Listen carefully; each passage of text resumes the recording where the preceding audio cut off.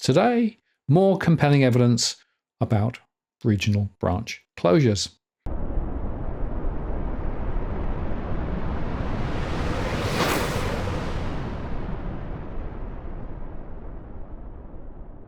Hello again, it's Martin North from Digital Finance Analytics. Well, this post covering finance and property news.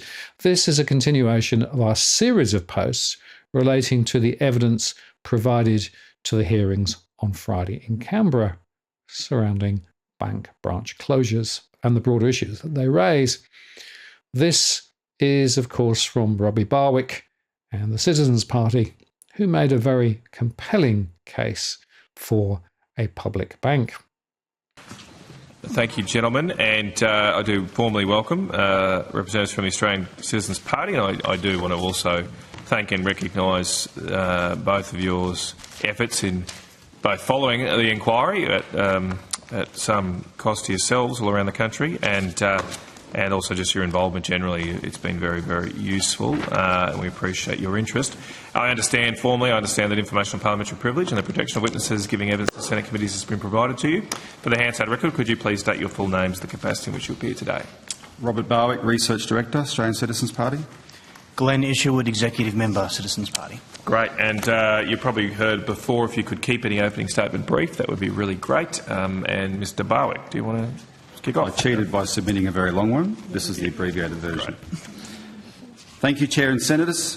The Australian Citizens Party appreciates the excellent work of this committee and this opportunity to appear. Australia's exclusively private banking system fails the Australian people and the Australian economy.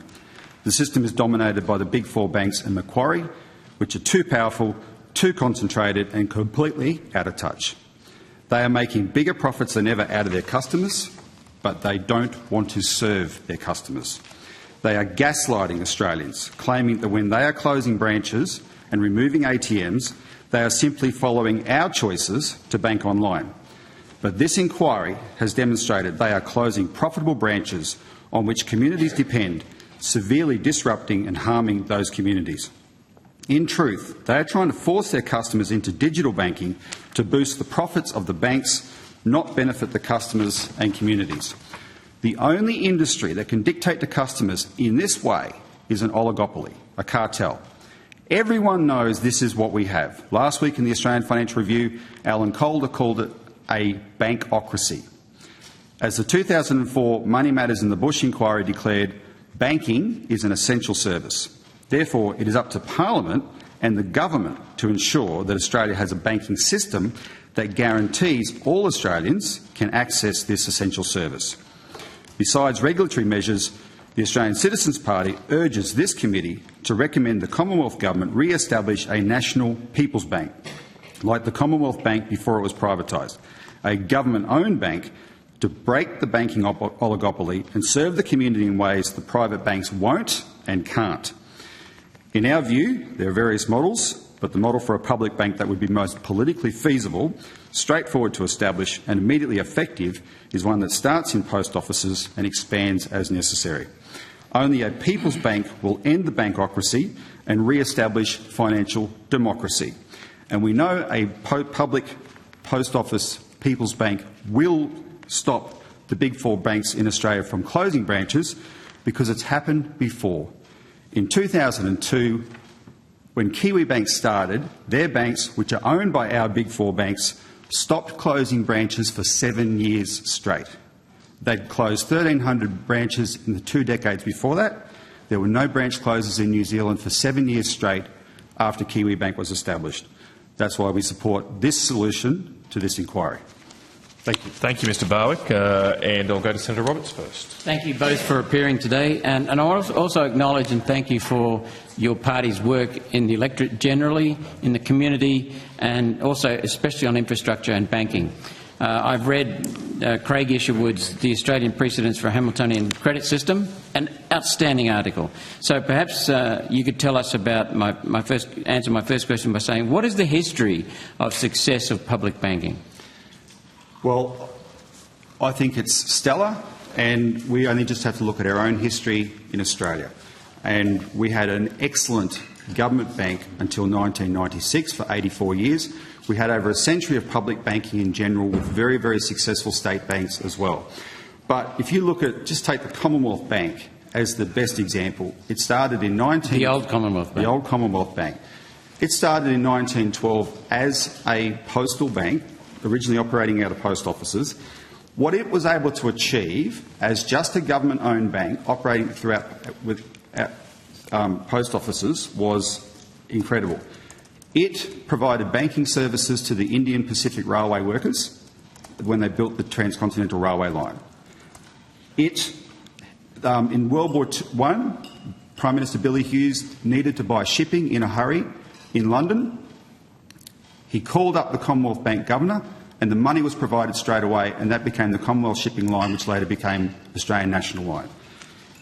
In World War I, when trade was at real risk because of the war in Europe, the Commonwealth Bank funded commodities pools that allowed the Australian economy to keep operating.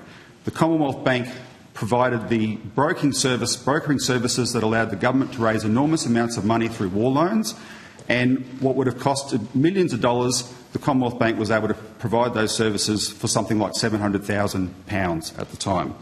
The Commonwealth Bank funded enormous amounts of local government infrastructure. The road network in the Western Australian wheat belt was funded by the Commonwealth Bank during the war years to allow that wheat to be harvested and taken to where it needed to go. That was all done through the Commonwealth Bank. Things like the Newcastle Power Station that allowed Newcastle Steelworks to establish. The Commonwealth Bank funded that. And then the final thing, they funded 5% home loans to returned soldiers so that returned soldiers could actually build homes. That's what that bank, largely operating out of post offices, was able to do, and it left the private banks for dead. And one final point, in 1914 there was a bank panic. There was a danger of a massive bank run all around the world. There was a massive one in London. The only bank that didn't have a bank run in London was the London branch of Australia's Commonwealth Bank. And in Australia, there were no bank runs because the Governor of the Commonwealth Bank put out an announcement and said the Commonwealth Bank stands behind the private banks. That's what that bank was able to do. That's an incredibly successful story. Is that the RBA? Is that Hang on. the RBA? Just have you finished? Yeah, okay. All right, go for it. Yes. So that included, that was publicly owned and included the RBA. Yeah, Well, no, to be honest, central banking hadn't really evolved in the country like Australia by then. Right. It wasn't thought of as a central bank. In the 1920s, it got the note issue power, so that became more of a central banking function. Yeah. But the RBA evolved out of this bank, and then in 1959 was split off. Right, thank you. So also, Mr Barwick, you're familiar with the North Dakota State Bank, or the State Bank of North Dakota. It's a people's bank. Yep. It's the only bank, sizable bank in America that has made a profit every year of its existence, correct? Absolutely. It was the only bank, it was the only safe bank in the 2008 financial crisis, the publicly owned Bank of North Dakota. And North Dakota, thanks to owning its own bank, is the only state in the United States in this last 20-year period of financial tumult that hasn't run into severe economic and financial difficulties as a state government, because it's had its own bank with which to fund the sort of things it needs to do. I can sympathise or agree with you entirely that having a public bank puts enormous accountability on the other banks. They have to be honest. So how do we know that a public bank will work and stop the other banks closing their branches? Well, that's just to say what I said a little bit earlier. We know it will work. We know it will stop Australia's big four banks from closing branches because it already has, just not in this country. It happened in New Zealand. So the other banks will have to keep a proper bank branch presence in regional towns because the Commonwealth will get their customers otherwise. Oh, sorry, the postal bank would get their customers otherwise. If banking was a normal service, if banking was still a normal service, I would still be rock solid in my confidence in saying that. The only thing I'm questioning now is how banks actually see their service. We've had appalling stories come out of this inquiry where banks are not functioning as banks anymore. National Australia Bank has totally defied the request of this committee to pause branches, and it's been sending fact sheets to over 50 towns around Australia telling them why they're closing their branch, and they say they're closing their branch because the use of the branch has dropped off. But in July this year at the House Economics Committee, they admitted to Chair Daniel Molino that they do not count the visits that don't involve transactions. So if they do not count them, how do they know the bank visits have dropped off? Because you ask every Australian who goes to the bank what bank queues are like now. They're large and they're consistent. So I'm just rushing because of the need to get through these topics. Obviously, a public bank, a people's bank, must be free to compete, so they must be untethered. But what model do you propose? A post office extension, Suncorp, now looking at privatising that, that's an idea we've come up with, a government bank, a new start-up. What do you propose? Senator, we propose legislation in this place to create a statutory corporation or an equivalent to Australia Post now. It needs to be done through legislation, and the capital of the bank would, like the original Commonwealth Bank, be able to start operating through the general taking of savings and deposits. And that was the beauty of the way Denison Miller started the Commonwealth Bank. He did it without any need for capital. I'll just say on this question of competition, we had the 1982 Campbell report. The assertions in that report were that as a result of deregulation and privatisation, we would improve the quality of banking services in the country. The private sector would become more efficient in providing regional towns with bank services. However, they foreshadowed that in the scenario of privatisation and deregulation of banking, that you do have the danger of oligopolies forming, which would be to the detriment of communities. And in that case, they said that public banking would be necessary. Robert has some quotes here. We would like to table Chapter 27 of the Campbell report from 1982, because what it said would be solved through increased efficiencies supposedly from deregulation. Hasn't happened. You can read it in the report. It clearly hasn't happened, and the oligopoly phenomenon it warned about has happened. And in that report, the Campbell, in 1982, the Campbell report acknowledged that the main role of a public bank in Australia was competition for banking businesses in particular areas, example, retail banking. The potential for government banks to provide services on reasonable commercial terms may check any tendency for a dominant market position to be exploited. And it went on to say that public banks give competitive leadership in an oligopolistic industry. It's just that they said by deregulating and creating more efficiencies, that would solve that problem, and it hasn't. And an example of that, one particular area, is small business lending. When the Commonwealth Development Bank was privatised along with the Commonwealth Bank in 1996, the Wallace inquiry said that, again, repeating Campbell, that efficiencies of the markets would replace that small business lending facility that the Commonwealth Development Bank had provided. It didn't happen. Subsequent inquiries showed that, there was an inquiry in 2010 that showed there had been a collapse in small business lending. Now, that particular, I think it's a point for this committee to take on board. That inquiry, despite having that testimony, was not prepared to go far enough and say that we should go back to a government bank model. They decided to stick with the private bank model and make certain recommendations.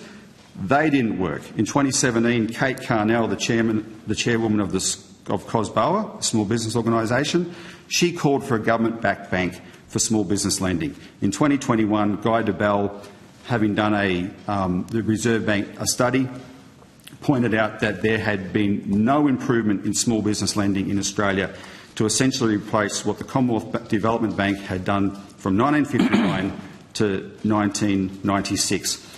And when Sir Robert Menzies legislated the Commonwealth Development Bank in 1959, the Commonwealth Banks Act, Sir Robert Menzies was not some socialist Laborite.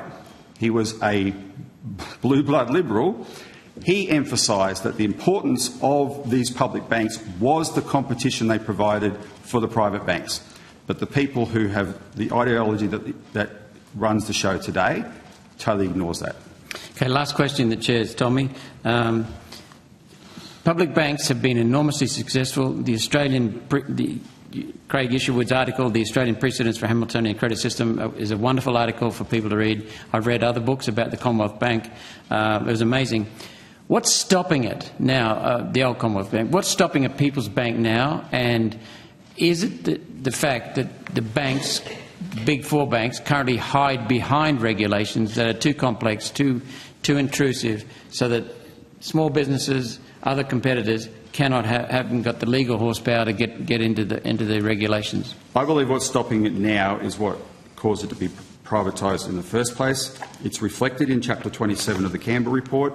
The report acknowledges the complaints of the private banks then that they had to compete with the public bank. They complained about competition then, and every time it's come up ever since, such as in the 2022 Regional Banking Task Force report, where there is a discussion of a public bank solution, the Regional Banking Task Force report dismisses that idea on the grounds of competitive neutrality, which is code for the banks not wanting to have to compete with a public bank.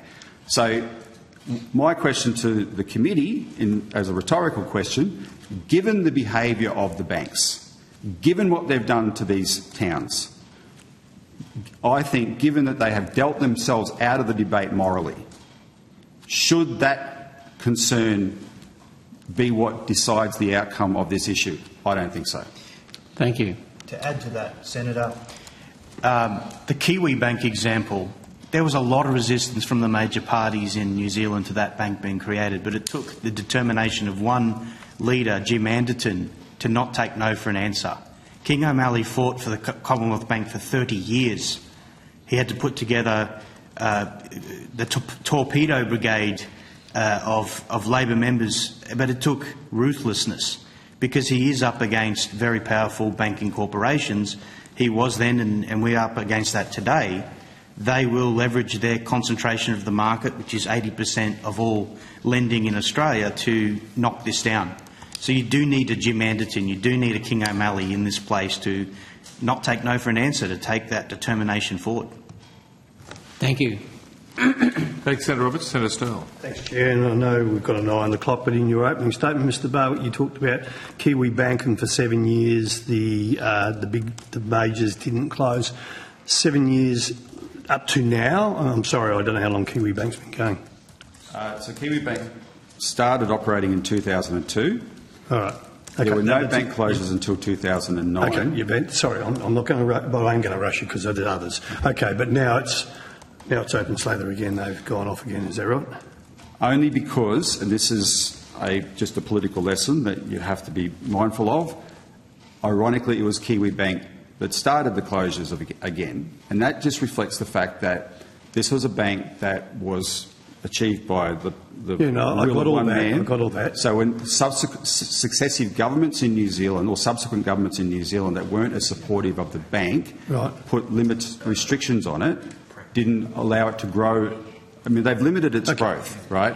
And so that, as management changed, they took a different model. But I think the relevant point for the committee is, from the standpoint of its competitors, private banks, it worked to stop branch closures. Okay, and let's just get this clear. I'm no friend of the banks.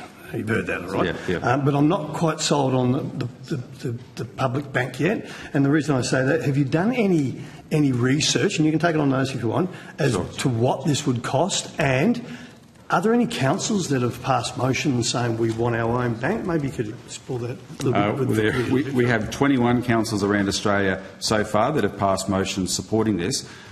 The research we've done relates to what Glenn mentioned earlier in terms of a model. There's various models. Some would incur an upfront cost, such as either establishing a standalone banking So what we propose, and I think this has to be explained to Australia Post, we are not proposing Australia Post get its own banking licence. We don't think that would work at all. Australia Post management should run Australia Post, but currently post offices are agencies for multiple banks. We propose there should be another bank that post offices can be an agency for that one as well. But this is one that would be committed to sharing the revenue with the post office and supporting postal services. In terms of start-up costs, You could buy an existing bank, and Senator Roberts has proposed that. The government could establish a brand new banking corporation, or there is already a government bank. It's called the Reserve Bank of Australia, and it was split off from the Commonwealth Bank. And we're saying you could put a retail bank back onto it at no cost. The Reserve Bank already has the balance sheet. Okay, but you haven't got, there isn't any evidence, there's no work being done to say this is what the base of it would cost. There's nothing like that we can use the Kiwi Bank example, though. It costs $60 to $80 million, start up in 2002. They repaid that government capital within 2 years. Right. Today, it's worth $1.5 billion. All right. Now, just the last one. Of course, my fear is, and I know people, there is a absolute white-hot hatred of the banks and the majority of Australians. But what would be the guarantee, or what would be the carrot, sticking the carrot approach for them to leave those banks to come into? Have you done any work around that? Well, yeah, because I have consulted widely on Kiwi Bank, and I could, in answer to the chairman's questions to Emma Dawson, I could provide some recommendations for witnesses as well from New Zealand.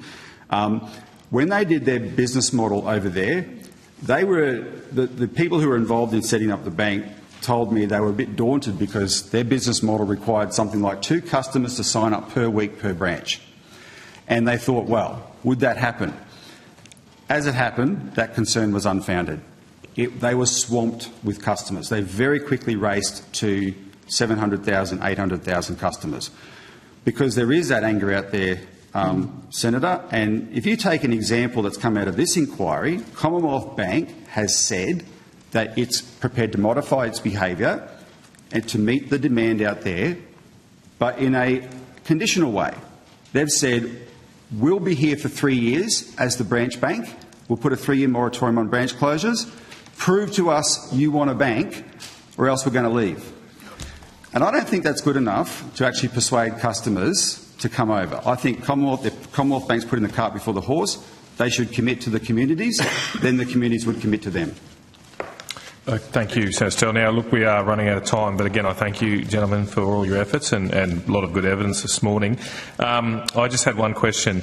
I suppose I'm concerned with, the only concern I have with the government bank is, if it were just to sort of try and fill the gaps and fill these rural areas and regional areas, some regional areas that the banks are leaving, it would struggle to me to see how that would be a profitable venture, given one of the underlying reasons the banks are going is because it is, at least, it's challenging. It's challenging for a commercial entity.